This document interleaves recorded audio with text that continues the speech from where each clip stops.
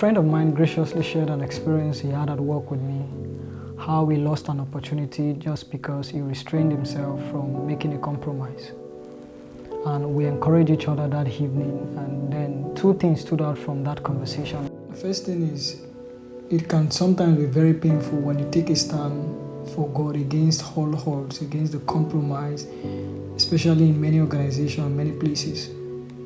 But we agreed that evening that despite all of the hurts, despite all the things you might lose, the opportunity you might lose, the things you might be denied, it's still worth it in the long run. The words might not be the benefit you get immediately, but it is always worth it. The people might not even get to see it in our lifetime. The people might not get to see it in weeks, in months, in even years. They might get to discover it after we are long gone. But the truth of the matter is, God has the whole of eternity to prove to every man that righteousness always wins. Whether it is in time or later, they will find out one day that righteousness wins. The second thing that stood out for us is the need for every one of us to also seek clarity, to be sure about most of the decisions we make, and then about also describing or having that understanding of the reason why we do them.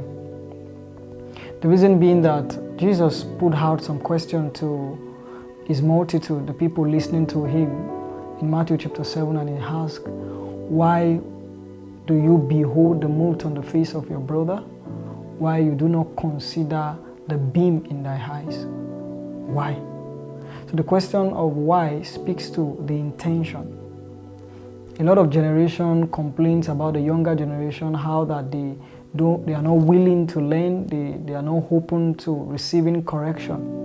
But we also need to ask ourselves, what's the intention for trying to correct? Oftentimes, taking a stand is a very good thing, but then we must also be sure that the intention for doing the things we do also matters.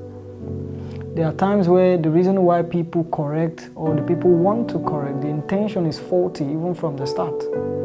And the agitation that we have about a generation, the agitation that we have about a people, about some things not right, we must also check ourselves and be sure that the intention is right.